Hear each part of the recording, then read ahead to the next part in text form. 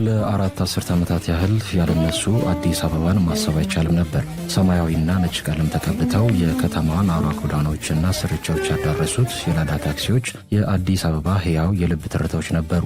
ነገር ግን የታሪክ የትራንስፖርት ብቻ አይደለም፣ የፖለቲካ የጽናትና የትውልድ ታሪክ እንጂ።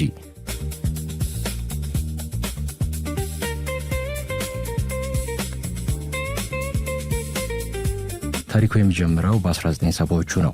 የደርግ ስርዓት ከሶቪየት ኅብረት ጋር የነበረውን ጥብቅ ወዳጅነት ተከትሎ እነዚህ የሩሲያ ምርት የሆኑት ላዳ 1200 መኪናዎች በብዛት ወደ ሀገር ውስጥ መግባት ጀመሩ።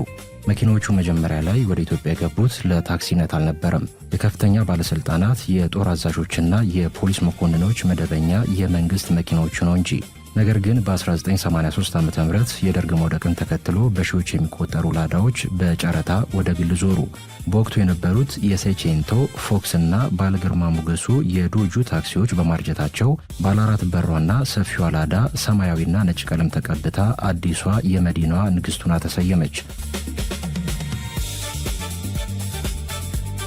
ላዳ በኢትዮጵያ መንገዶች ላይ ይህን ያህል ዘመን የዘለቀችው በማይበገረው ጥንካሬዋ ነው።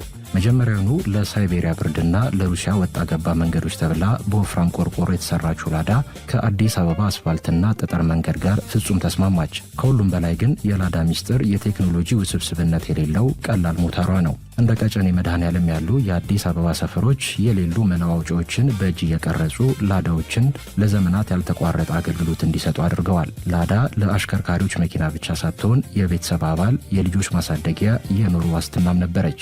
ዛሬ ግን ጊዜው ተቀይሯል። በቴክኖሎጂ የተደገፉ የሜትር ታክሲ አገልግሎት ሰጪዎች፣ አዳዲስ ዘመናዊ መኪኖችና ሀገሪቱ በከፍተኛ ፍጥነት ወደ ተግባር ያስገባቸው የኤሌክትሪክ ተሽከርካሪዎች ፖሊሲ የቆዩትን ላዳዎች ከገበያ እያስወጣቸው ይገኛል። የከተማዋን መልክ ለመቀየር በሚደረገው ጥረት እነዚህ የትናንት አናብስት ታክሲዎች በአዳዲስ መኪኖች እየተተኩ ወደ ማረፊያቸው እየገቡ ነው።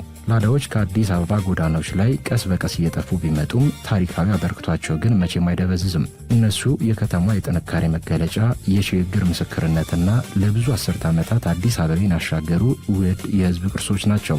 ሰማያዎቹ አናብስት ሜዳውን ለዘመናዎቹ መኪኖች አስረክበው ወደ ታሪክ መዝገብ እየገቡ ቢመስልም ስለሰጡት ታላቅ አገልግሎት ግን አዲስ አበባ ሁልጊዜም ታመሰግናቸዋለች።